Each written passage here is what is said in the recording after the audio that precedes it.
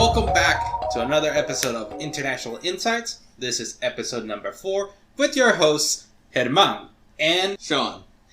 Today we have a very special topic that's always important when you are traveling to other countries, and that is hotels. Hotels in China, Japan, what have you. I would second that. Hotels are extremely important. If you're traveling and you don't have a hotel booked, good luck to you. I've traveled enough my last couple of years to know the difference between like a very, very, very crappy hotel and a very, very good hotel. And I've stayed in both, and I have to say by far, not trying to advertise, but the Westins are by far the best hotels I've ever stayed in. Like, there was only one that was kind of bad, but that's because I was in one of those hotel rooms that were for people that needed help. So like toiletry there that made me feel like, man, I'm an old man. But other than that, hotels are very important. So Sean, I've done many U.S. hotels. Mm-hmm. However, how is the hotels in China? Well, that's a very broad question, and I must say it's a little difficult to answer because we could be here all day in describing this. But to summarize it rather briefly, there's a huge amount of variation in the hotels in China. You can go to hotels that are equivalent to our 4 and 5 stars, and you can go to ones that will scare you half to death in terms of quality. And while many of the functions, the amenities, and the layouts of hotels, everywhere they're going to be similar. And in China, they're no different than they are here, although there are other aspects that can be a little different or contrast rather sharply. So when it comes to hotels in China, depending on your budget and depending on where you are, it's really going to influence what type of treatment and what type of conditions you're going to experience when you book a hotel. But beyond that, there are some other very important reasons we're going to discuss about if you book a hotel in China, it can be very different than in almost any other country. So there are some really important things we want to convey to you today about if you are going to book a hotel in China, you have to take into consideration more factors than other countries, per se. So while booking, as a foreigner, what are some of the nuances that you kind of have to get? Like, do you have a foreigner experience versus a non-foreigner experience when booking hotels? Well, as you know, I was in China for 4 years, so in that time I've had both, hands down. But the main thing we want to convey is that when you book a hotel in China, it can be a little complicated because there are hotels in China that Chinese can stay, and there are hotels where only foreigners can stay, and Chinese. So as a foreigner, most of the hotels you will not be allowed to stay. It has to do with regulations. Mm. So if you're going to Shanghai or Beijing or Guangzhou, Shenzhen, the bigger cities, it's not going to be a problem. They're very international. You have a lot of foreign, Western hotels and big local hotels. They cater to foreigners. They have to. It's in their best interest too. However, if you go to the lower tier cities, finding a hotel where you can stay legally is going to be more difficult. So when you look for a hotel, you need to confirm that foreigners, if you're bringing a passport, whether they will accept that passport. Because if the hotel does not accept a passport or a non-Chinese resident or citizen, you will not be able to stay. And there are many horror stories about this. If you find a hotel where they say, oh yeah, we'll take you, but they're not legally allowed to, if the police find out, they will come and kick you out. It doesn't matter when or what time of the night, etc. It's just, that is going to be the situation. Now, it may not be so sharp.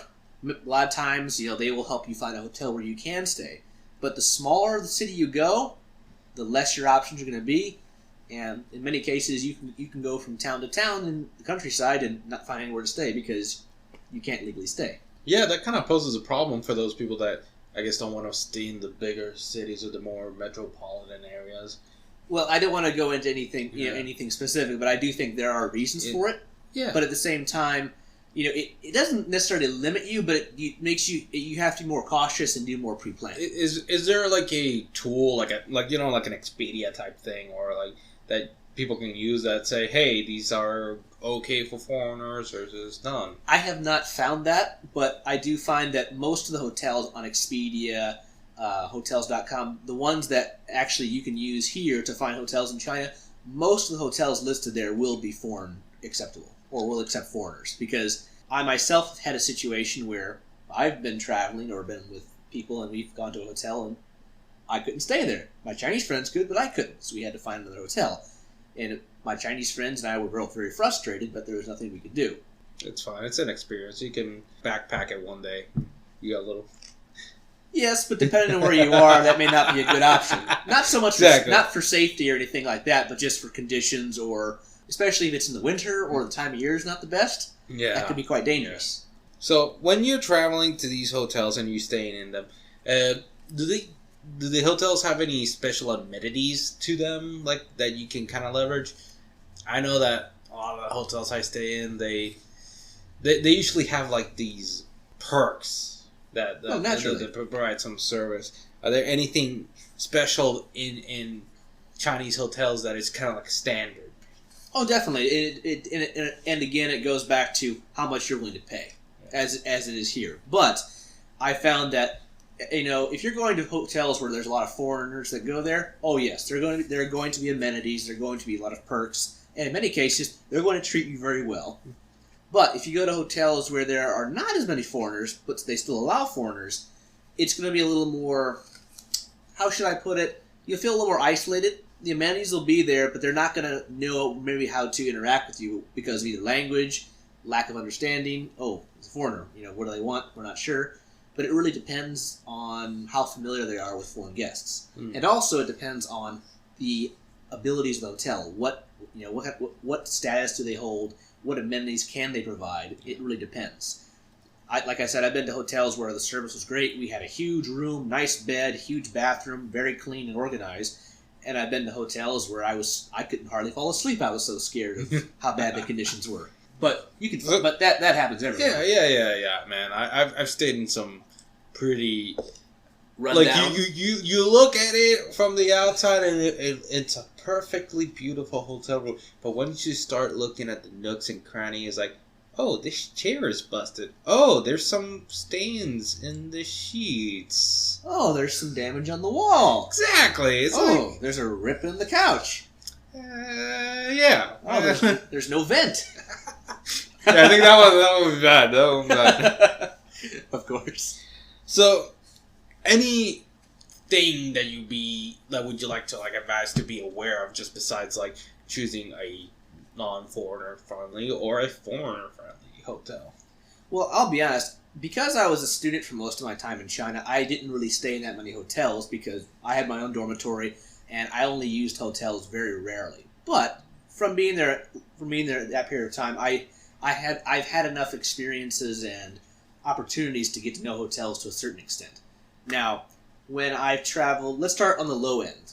One of my first trips, my first semester as a graduate student over there, me, a lot of foreign students, and the Chinese students, we all kind of got together and formed like a one-time organization where we went to this one water town called Xitan, which is about 2-3 hours south of Hangzhou, where my university was. And really nice water town, kind of old-fashioned and kind of old, but the hotel we stayed at was pretty morbid. I remember the beds were not that bad, but there were holes in the wall. The bathtub, all the paneling on the side of the bathtub was smashed in. The sink was busted up to an extent. It still worked, and the sheets smelled awful. I remember just not hard. I slept with... I put pants on. I slept completely covered because I'm thinking, I don't know what's been in these sheets. And my roommate was Chinese, and even he was a little he was a bit uncomfortable because he was like, "This is not that good." But then again, this hotel is only 50 RMB a night, which is $7. I don't think you can even consider that a hotel at that point. Well, given the location, given the management, and given the atmosphere and the conditions. It was okay for one night, but it was an experience. I'll say that. But the staff were still friendly, and it was still maintained at least outside the rooms more or less. And the city itself was quite nice. Yeah. The hotel does not make the city. Because, like, I mean, half the time you just throw your stuff. The hotel is not somewhere, you just sleep there and it holds your stuff. Yes. Depending on what you're doing and depending on how adventurous you are. Yeah. Should I leave my passport in the hotel room? Well, China is quite a safe place. I wouldn't worry about violent crime or anything big like that. But I definitely worry about theft. I would always keep your passport with you. When you're in the hotel room, no problem. But when you go out, take it. Now, if you're going out clubbing or partying, if the hotel provides a lockbox or something, do that. But if you're not going anywhere where you think it could easily be stolen, I keep it with you. Because when you're over there, if you don't have a passport, you have no ability to prove who you are or to leave. That passport is, aka your survival. Yeah. And that's not just China, that's many countries. Because if you have American driver's license or anything else, that doesn't mean anything. They may prove your name and they can verify it, but they can't fully verify who you are without a passport. So if you lose a passport, that's an ordeal. Do a lot of the hotels have that little lockbox for you? I personally have never seen one in the hotels I've been in. What? I mean, I'm not saying they don't have them, but the ones I've been to, they have not had them. But then again, I've not been to a huge number of hotels. I've been to different kinds of hotels across the spectrum, but I've just not been someone who's been going to a lot of hotels because I was a student. If I was in business or I was in something more that required more specific travel, of course. But as a student, you travel, but you're a little more limited because you have to study, you have homework, and you have tasks, academic tasks to do. But that's kind of the low end. Kind of going up in the middle end, you kind of get more of a mixed bag of things, but generally it's much better than that. For example, one trip I took to a place called Jingdezhen. It's very famous because of the porcelain that it produces, and they recruited a bunch of international students to go there for this huge porcelain convention that's held every October. It was amazing. I mean, it was so beautiful. The city was very nice. They had a huge preserved porcelain park where they had all these workshops where people are still making it in the traditional style they made it hundreds of years ago. So it was an amazing experience. Now this hotel, because they wanted a lot of foreigners to come as guests, they put us in, I'd say, equivalent of a 4-star hotel, one of the best hotels in the city. And this hotel, it was very well furnished, had a nice bed, huge walk-in shower and bathroom, well furnished, and was pretty nice. Now this was not really high end, but for that small town, it was high end. Okay. So it was a really great experience, and because we were invited to come there for that event, we didn't pay anything. So there are many cases you may find where if you're a foreigner over there, staying there for a longer time, certain events or organizations may just recruit you for publicity or other reasons, and you can get free travel, free hotel, free food out of it, because we had free hotel and all our hotel meals were included for free. And it was a weekend trip. I loved it. I bought a lot of porcelain when I was there, and I didn't have to pay anything, and it was a great experience. So that's a great example. That's more middle to high, and then on the high end was a hotel I went to in Suzhou for a similar function where this organization wanted us to go to a convention for silk, and it was a 2-day trip. 1 day there, I stayed at the hotel the night, a convention in the morning, and we went back in the evening. This hotel, huge room, very well furnished, much bigger bathroom, more ornately decorated, great service, and this hotel had complete listings in both Chinese and English. Other hotels I've been to on the lower end, they don't have that. Again, this hotel is more frequented by foreigners. Not as much as in other cities, but more so than the other places I've been to. So this hotel was actually much more, how would I say, compatible to to a foreigner, because everything's not just in Chinese. You call room service, they don't speak English. This one they did. Nice. So that's the one advantage. If you do, but we also got to stay here for free. So that's another good aspect. Now, if you're staying back to Beijing and Shanghai, those places, you're going to have every amenity you have here because they're so developed, they're so used to foreigners, it's not an issue. But having seen having compared the different types of hotels, you can really see see what experience you get out of it. One from being kind of very adventurous, maybe a little bit dangerous, to one being, okay, Not as convenient, still cool and different to one that's a little more, a little exotic, but I'm still comfortable. I can use my own language. I have the same amenities. So, kind of concluding this portion, it really depends on how much you're willing to pay, where you're at, and the hotel itself. So your cheapest hotel was 50 RMB or $7. What was your most expensive hotel? One of the most expensive hotels was the first hotel I stayed at when I arrived before I registered for my graduate program, but it was still cheap. It was like $100 a night. $100 a night? Which is, that's really good. The thing is this: hotels over there, more or less, are going to be cheaper because of the currency difference. Now, but the two hotels I stayed at for free, they would have been probably around 1,000 RMB a night, which is like 140. Okay, but still, that's nothing, man. But it's still, comparatively, it's nothing. For Chinese, that's a lot of money for one night. Yeah. But for us, that's not an issue. So when foreigners come, they'll spend 1,000, 1,500, 2,000 or more RMB a night because, we have the money, we can pay for it. But for Chinese, that's very expensive. Yeah. But if you live there, you actually can start to consider, well, that's too expensive because I can find some other hotels. And this goes back to the point, if you're there long enough and you make the right friends, you can find hotels that are still very good, but at a fraction of the price of the ones where foreigners are kind of directed to. So that's another thing I highly recommend is if you're willing to be a little adventurous, don't just stick to the ones where you easily can find, marketed. They'll be fine, they'll be very good, but they're going to be expensive. If you want to be more economical, if you do a little more digging, you could probably find hotels where foreigners can stay. You may not have as many amenities, but you're going to save money, and you can maybe even stay longer, and not have to budget as much. That's fair enough. But that takes more time and effort on your part. Yeah. That's actually a pretty nice perk from my point of view because hotels here are kind of in the expensive end, especially if it's like a very nice hotel, like that's easily like $300 easily. $300 a night. Overall, there's hands down the U.S.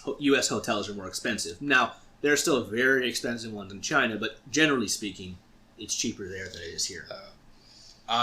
There was this video from a Japanese YouTuber who they did the hotel that the emperor or the president of Japan goes to visit. Oh, the prime minister. Yeah, and that person, the hotel room that they would stay in, would cost 3,000 a night. Yen or US? Oh, USD. US. Oh my lord! Wow. I don't want to think about that. What it is in M, but it's like 3,000. That is ridiculous. Why would anyone spend $3,000 on a hotel for a night? Well, you have a full conference room, sauna, and bathroom. So you're treated for a king, but you'll go bankrupt in a day. Yeah, if you like to live like a king for a day and live like a peasant for a year, then you do that. Yeah. But then again, to each his own. Yeah, to each his own. So what are some good hotel words to know? Just so you can kind of communicate with the staff. It's very good, very good. Well, first of all, there are several words for hotel in Chinese. The most common one for the general hotels is bingguan. Bingguan. It basically means it's like an average Holiday Inn, Marriott, or something like that in English. So, and another one is, let's see here, luguan, more formal. Luguan. So bingguan is a little more informal. That's the one where you could get in trouble, maybe not finding foreigner friendly or not. Luguan is a little more. You'll be better off there. Okay. But there are many words for hotel in Chinese, so these are the two I've learned specifically with my level of Chinese. Now, that's just for if you want to find a hotel. Now, if you're talking to the staff, it really depends on what you need. Basic greetings: ni hao, hello; ni hao ma, how are you? Where is the gym? Yeah, you could say 什么在哪里? What is where? You could say 食堂在哪里? Like the cafeteria. Where's the cafeteria? 食堂在哪里? 食堂在哪里?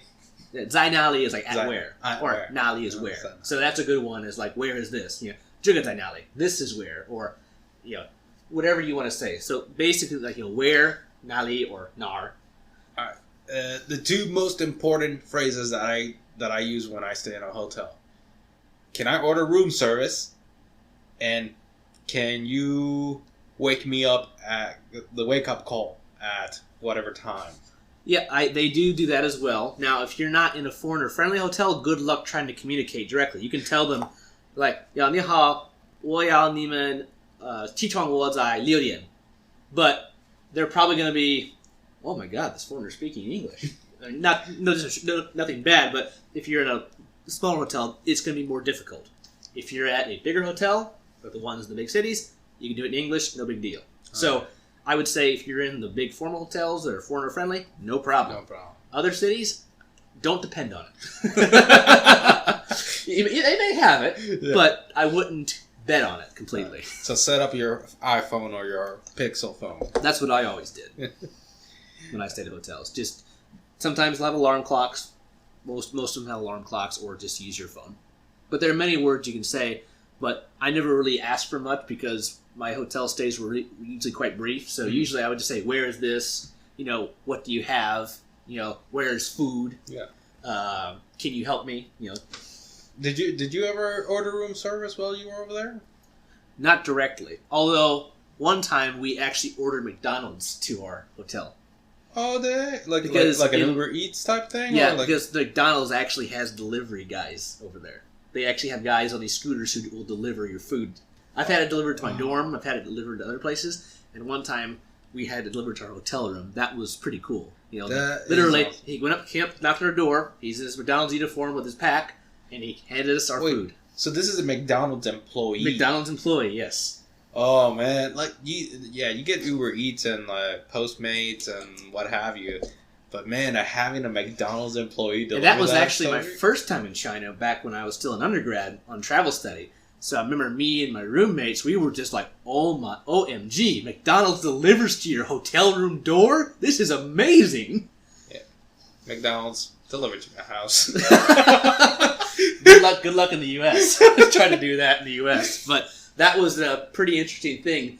And that was not the first time I saw a McDonald's delivery guy. It was a couple days earlier, not long after we first arrived, when we saw him driving. We're like, wait a minute.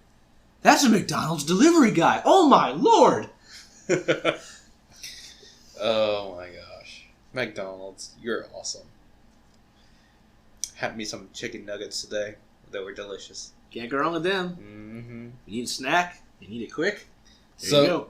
So, food in the hotels then, like, is it pretty much like kind of like the same as here? Like, hotels here are kind of pretty much like sandwich, hamburger, and like fries and chicken breasts. Like, I don't know. I think the hotels here have like a very standard set of menu, which is like your basic like fast food. Like, here's a burger, here's a. I would concur. I would concur with that idea. In China, it can be, as with quality, it varies across the board. Very. If you go to like basically the higher end, more international, the cuisine's gonna be more international. A lot of hotels I stayed at, a lot of the hotels I stayed at that were more low level or mid level, much more Chinese food. So, a lot of Chinese style cuisine that you would never find in hotels here, which is fine. But for people who are less dietarily open, it might be a bit of a challenge. Yeah. So, I myself am very adventurous with food, so it wasn't an issue. I mean, there are some things you can see, yeah, I'm not going to try that. And one time I actually ate at a hotel and I got a little sick. Nothing bad, but I was only sick for a couple hours. But you do need to be careful, especially at lower end hotels with the food. Of course. But the hotels where I got to stay for free on those trips, the meals were all provided, and it was a mix of some Western food. They had actually some scrambled eggs. They had some sausage. They had like some American style breakfast foods. But it was intermixed with more Chinese breakfast and other local foods. So it's kind of interesting observation to see those different foods kind of mingling, either a little or a lot. Was there ever beer with your breakfast? No. Oh. But curious thing is like drinks, hot milk. Hot milk. Yeah, one of those. Several hotels like- actually have hot milk, where you just basically get hot. It was hot milk. It wasn't bad. I mean, after a couple of glasses, it was enough, but it was actually quite refreshing. For breakfast? Yeah, it was hot milk for breakfast. And they also had like hot orange juice, hot water. Okay. They like a lot of hot things. You'll never see iced things in China very often. Big hotels, internationally friendly hotels, yeah, you probably can. But if they're not catering to foreigners, no. It's hot. Most things are going to be hot. Yes. But it really depends, and each hotel can be a little different, but every hotel is going to have Chinese food. See, I always thought, like, I don't know, I've always seen hot milk used to put you to sleep, like, from TV shows, so I'm like, hot milk in the morning, you know? This was not every hotel. This was just several hotels I've been to that have the same feature of hot milk. I mean, I guess coffee's hot milk. That's another thing that you may not. Many hotels will not have coffee, especially if there's not foreigners that go there. Don't bet on it. I know. I've been to. Yeah, but I've been to several hotels. I'd say over half of the ones I've been to. Now, then again, I've not been to a huge number of hotels, like I've said, but over half of them did not have coffee. Okay, Sean. Sean, I am flabbergasted because I cannot function without a cup of coffee at least once a day. The coffee is in the big cities. It's popular Okay. among the younger generation. It's popular, but in the countryside, in the more rural areas, it's not. Tea, tea is king, generally speaking. But coffee is making bigger and bigger inroads. But the more local the hotel you go, the less likely you're gonna have coffee. Will I have strong tea though? Possibly. Possibly. Right. Almost any hotel is going to have tea and many kinds of tea. Yeah, but it's the quantity of like caffeine. Yeah, how much caffeine do you need to like get going in the morning? Yeah. But that's another thing. If you're really, really used to coffee, you should take that into consideration, or at least think: how important is this for the morning for me? I mean, for me, I like to have a cup of coffee in the morning, but I don't have to have it. It's convenient. But if I'm not waking up really early or I haven't had a long day, I'll prefer not to have it. You know, talking about coffee and tea, are energy drinks very popular in China? That is actually one thing I've not really seen a lot of. I mean, I have seen energy drinks there, but I don't see a lot of them. I may be mistaken on this, but I don't drink them, and I don't really look for them. So it's not something I see a lot of. But then again, I know we're kind of getting off topic, but service centers and like gas stations. They have gas stations, but nowhere I've been have gas stations like the U.S. We have such variety. Every time I've had friends come to the U.S. from abroad, they cannot get over the service stations, how much stuff you can buy. They're just amazed. Yeah. China, they actually, if you go to gas stations or convenience stores, they have that, but it's not as much. I mean, there's a lot of good stuff you can buy, but it's just not in the size or quantity that you can here. I think they're trying to because like even the Quick Trip next to us, like they made it so that it has like a whole food court type thing. Yeah, the whole thing where you'll have more like prepared foods. No, don't bet on that. Now they will have. Now if you're on the highway and they have like the big rest stops, oh yeah, there they'll have prepared food, but it's still the format is the same. What they're serving and how they're serving it is different. I think it's just that level of trust is not here with our gas stations. Like, you know, like you hear so many like, oh, gas station horror stories, like, oh, I shouldn't have eaten that egg salad. So I'm like, it's like, but in Asia apparently, or at least China and Japan, like that's a very common place to get like food and stuff. Mm-hmm. So like, it can be rather cheap, but depending on where you're at, if you're like on a big service rest center between cities, things will be cheap, but they'll be more expensive than a normal one because it's ballpark monopoly. You can only buy it there. Whereas you go to kind of a typical one in the city, very cheap. Hotels being the primary type of residence that you can stay at as a foreigner. Mm-hmm. There is also Airbnb. Yes, Airbnb and Couchsurfing are both in China, to my knowledge. My girlfriend, she's Chinese, and she used to do Couchsurfing and Airbnb. So it's couch. I thought Couchsurfing was a site to like meet people. It is. I mean, I've never used it, so forgive me if I'm not 100% clear on the concept. But my friends, many of my Chinese friends and friends in general have used it in Europe, and they use it in China too. It is more of a kind of a greeting thing, but it also works as a place to stay. Yeah. Airbnb is also very popular in China, and when I've traveled, many times with my Chinese friends, we've Airbnb places instead of staying in hotels. One, because they're cheaper, and two, we don't have to worry about that residency requirement. Oh, so now, don't quote me on that specifically, but we've done that in China, and it's been quite convenient because we don't, there's no checking passports. You simply you talk with the person who owns the place or the group that owns the place. You pay them. You show up. They'll leave a key for you, or you'll meet them in person. You stay there. So I would recommend, but this is going to be harder if you don't have Chinese friends. Okay. Now, if you can do it, great. I recommend it completely. But there's not going to be the same level of, okay, I know what I'm getting myself into, because hotel you can read it, you can check online. Whereas this, you'd be a little more risky, but the plus side is you can save a lot more money. Yeah. Especially if you're traveling as a group, which if you're a foreigner going to China for the first time, you definitely should not travel alone. Yeah. Not for safety, just because it's very difficult. Especially if you don't know Chinese. If you know Chinese, even if you know Chinese, it's going to be difficult. If you don't know Chinese, I wouldn't even consider it. Yeah. Yeah, I guess Airbnb, you would need to know a little bit more Chinese in a hotel just because of you're now dealing with the homeowner. I've actually never Airbnb, so I don't know actually how it works. I mean, it's pretty much just dealing with the owner. You deal with the owner or the organization that has places for rent that use Airbnb.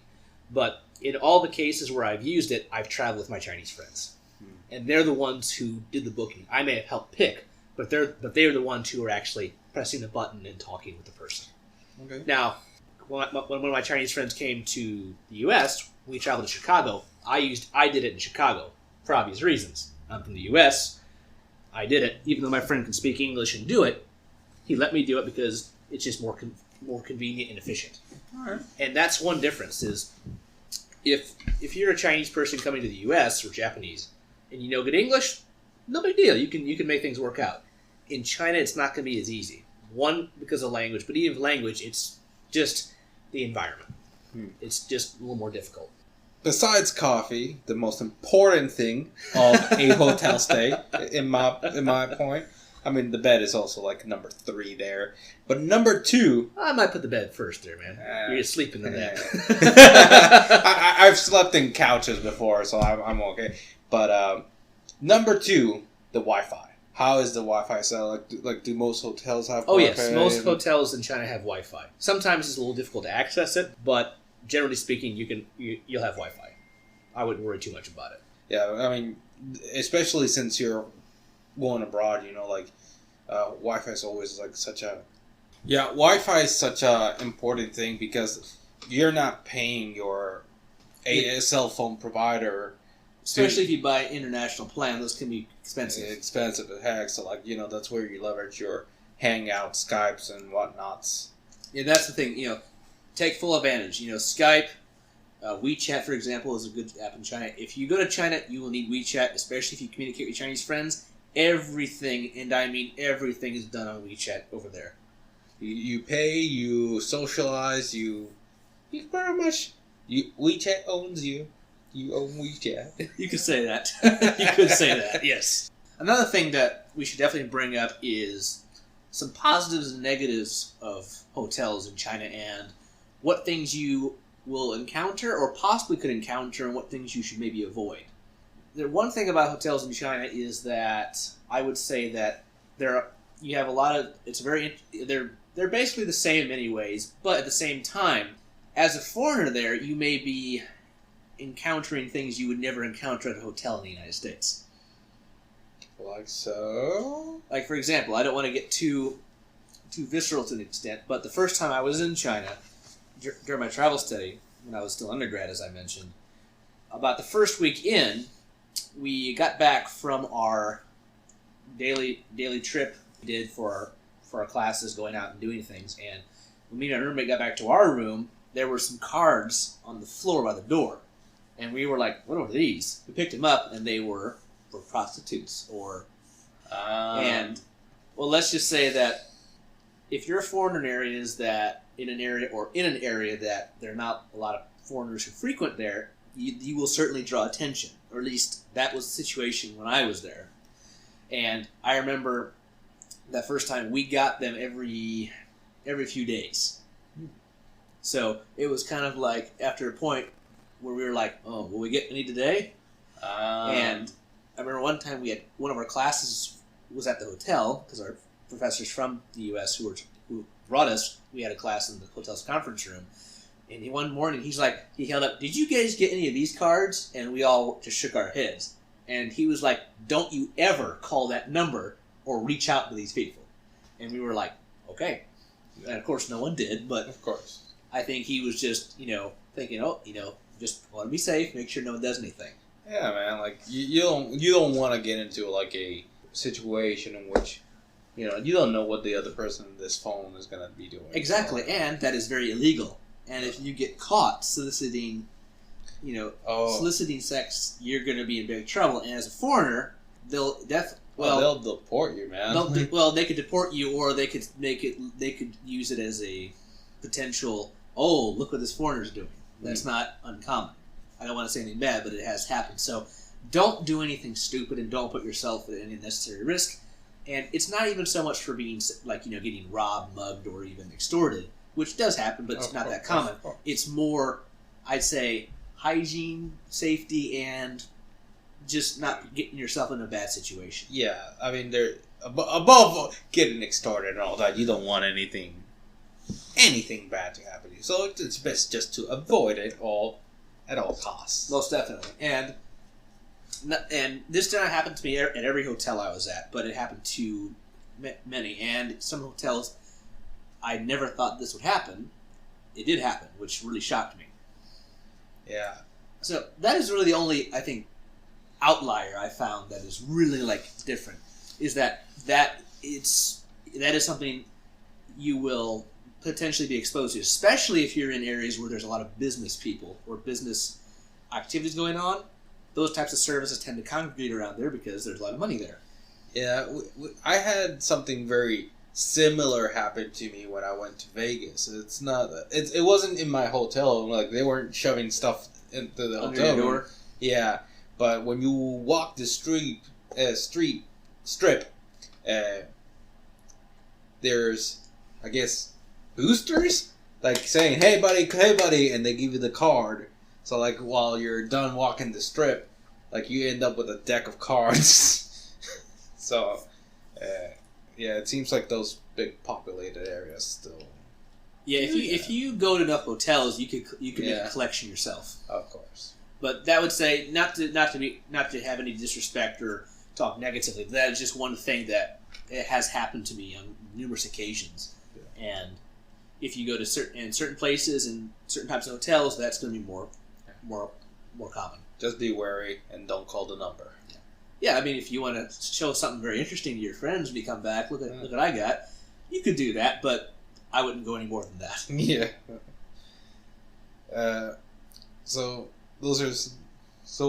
What are some of the other pros and cons to?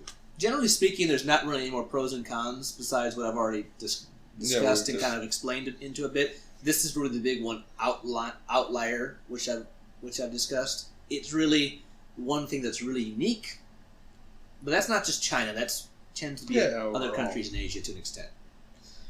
But I would say, other than that, I mean, there's really not too many more differences. It's going to be a different culture, different type of hospitality, but I think you will find that the hospitality will actually be more gracious to an extent.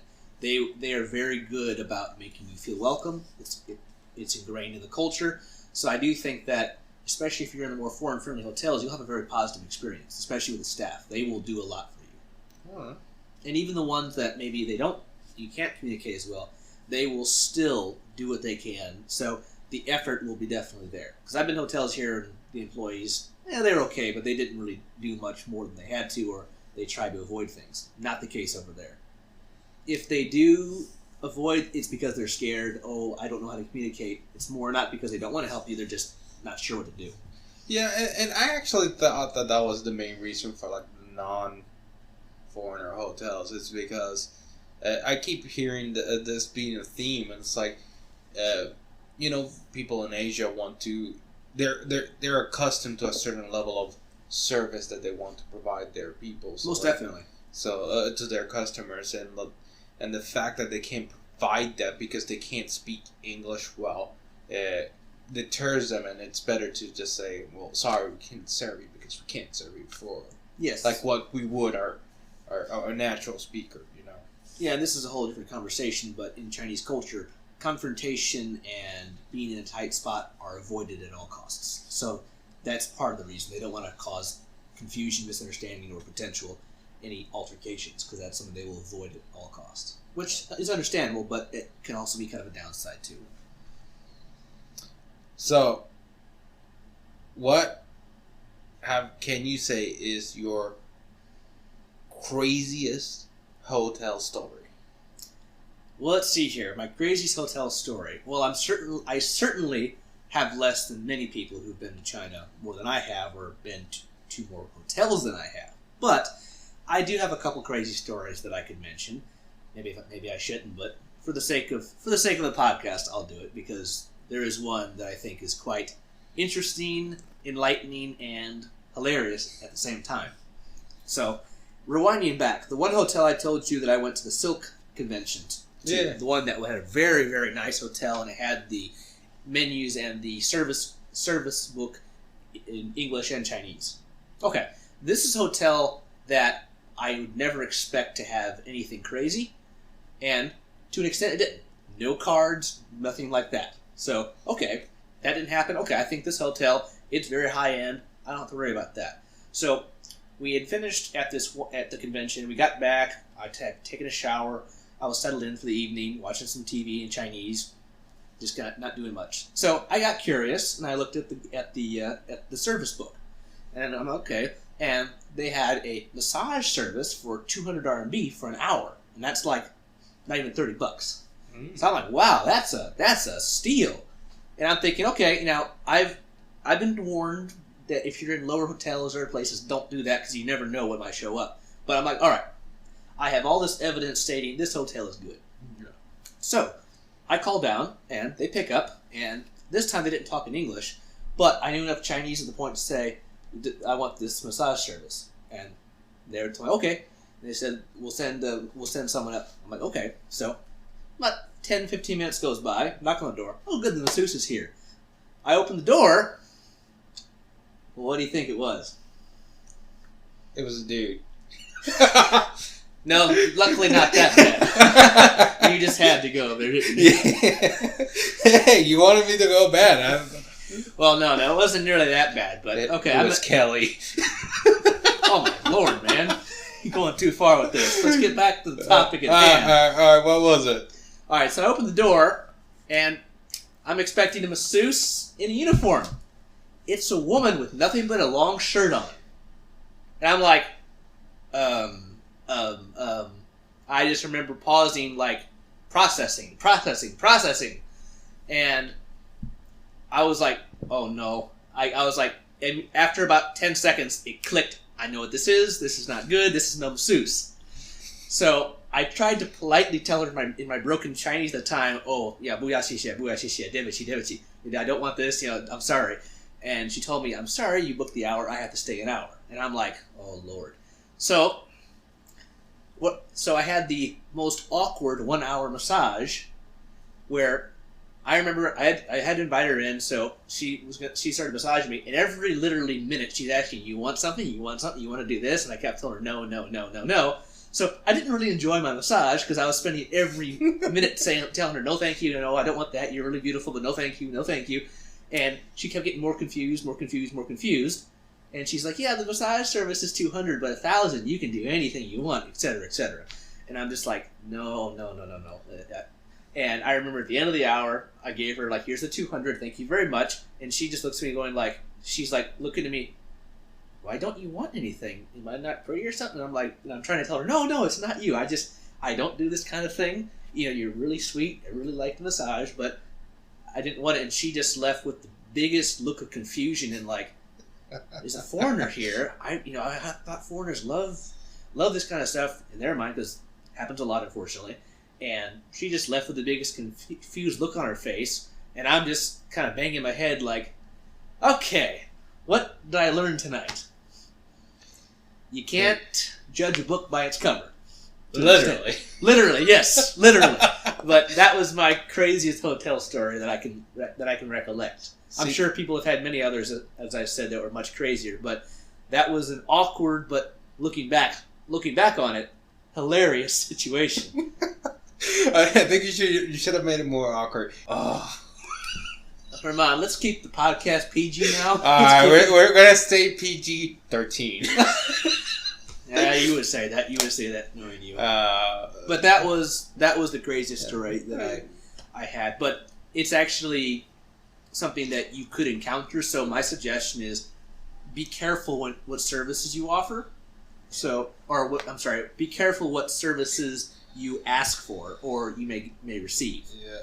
But it's not any negative thing or anything that's bad. It has to go back to culture and hospitality and service and pleasing the guest. Yeah, and that might be a reason to have a little bit more knowledge of the language or in this case, yes. If I had not known, even though my Chinese was much worse than it is now, if I had not known what little Chinese, I couldn't have explained anything to her and she would have understood. So that really is a big thing. Yeah. Before you go, learn some basic Chinese. I know it sounds very menacing or intimidating to start it, but it's actually quite easy to learn spoken Chinese if you're consistent. Yeah, and if anything, if you're going to order a service, right, of any kind, try to aim for ones that kind of speak somewhat English, so at least you can bridge the or make sure you think you're confident enough in your Chinese. Yeah. Either you know Chinese or they speak English, but don't be put in a situation where you're trying some Chinese and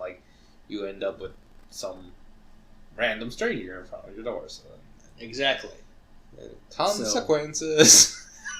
Yes, and I mean, I learned that was an interesting thing, and I learned a lot from it. But at the same time, it just kind of goes to show, just be prepared, and you never know what might be presented to you. Yeah, and it's a different culture, right? Here, that's a big thing, a massage. I've actually never seen that being. Actually, yes, I have, but only through this app. So, I went to a hotel in Virginia, and I was very surprised because they did have an ad for a masseuse or a massage. Yeah, because I've been to hotels in the U.S. I've never seen this. So I was really freaked out when I saw this. It's oh my. But it was through this app that I kind of... It's a third party. It wasn't through... So you're saying it wasn't the hotel itself. It was a subsidiary or a third party that... it's like a Uber Eats for massages. They'll come over and I definitely agree. That's the one thing in China. Not every hotel has it, but a lot of them will. Yeah. Here, I've never been to one hotel here that has had it in service through the hotel itself. Yeah. I mean, and if the thing is that even if it was you're paying there easily $500 for a massage, man. A hotel here in the U.S. for a massage, man, you're paying $500 easy. And that's the one nice thing over there is if you actually get legitimate massage services, they're much cheaper over there. You can get massages for between $20 and $100 for an hour, 2 hours, depending on what you want and where you go. So and I find they're very good because it's something that's that's something they're very good at because they've been doing it for so long. Mm-hmm. And do they walk on your back? I've had that done, yes. Well, yeah, is that enjoyable? It depends. I mean, not to change subject, but a couple of the actual good spas I went to get massages for 300 RMB, which is $45-$50. They were 90 minutes long and very professional, very well done, and I will say that they worked me really, really hard, and it hurt so bad, but afterward I felt so good. Yeah, that's always I've only had massages twice ever in my life, and I've always felt so uncomfortable. And they really dug in. Yes. They I had a bruise eventually. It's man, how is this supposed to be better for me? And they also had the ones with the hot rocks where they put on the back. Oh yeah, that was really good too. But I mean, it may be a bit excruciating, especially if you're not very flexible or you don't stretch a lot. because they really will stretch your back, your arms, and your legs out, and it can hurt, and it can be almost unbearable. But it's like you'll be 5 seconds of pain, of extreme pain, and then like 10 seconds of and afterward you feel quite good. I mean, you may be a bit sore, but you feel much more relaxed. Man, all that's popping into my head is remember Rush Hour 2? Come on, Lee! Heaven on Earth massage balls! Yeah, that's not something that you're going to encounter. Well, I mean, I'm sure you could find something like that, but the average traveler will not have that kind of experience or have a Chinese friend take you to a place like that, unless you live there and have friends. Oh, Chris Tucker, Jackie Chan. Man, I heard that they're making a 4th movie. Really? Yeah, so I'm excited for that. Like, Rush Hour 2, man, was such a beautiful Well, then movie. we'll have to wait and see what they do. We need to do an international insights in China. That should be one of our goals. Most definitely. And I'm sure we will do that when we plan a trip to China, or if one of us goes to China. We will do maybe a podcast where one of us is there, or one of us is back here, or hopefully both of us can be over there. Hotels in China. Beware of what you get. Don't order anything specifically. Keep your passports on you. And be adventurous. Be open to new ideas. But do your research and make sure you know what you're getting yourself into. And just understand and make an effort to know what you're doing and how you want to go about it. What your limits are. What you're comfortable doing. What you're uncomfortable doing. But generally speaking, it won't be an issue as long as you have a well-prepared trip. Especially if you have a travel agent doing it. No problem then. But for the adventurous people who want to do it on their own, good luck to you. I know you can do it, and I'm sure you'll enjoy any time you spend in China or other countries. But just take the time to prepare and be ready to experience a wide range of things, and don't be closed-minded. Make sure you're open to almost anything. That's my suggestion to you from being there and doing a lot of this. So in conclusion, this is hotels in China. This is not going to be true across the board or for everyone, depending on what their purpose for going to China or other countries is. But this is taken from my personal experience of using hotels in China in various capacities. And I'm just being truthful and being honest with you what you could or what you may encounter or what your expectations are. I want to help you guys answer and address those expectations of how realistic or unrealistic they are. And again, this is simply from my experience and Herman's experience, and we wish you well and good luck with any preparations for hotels in China or anywhere else you may go. See you guys next time. We'll be posting on another video podcast soon. And until then, mata ne. Until then, in Chinese, 再见. Is that like see you later? See you soon? That's goodbye. What was it? 再见. 再见. 再见. Mata ne. Adios. Goodbye. Until next time. Until next time.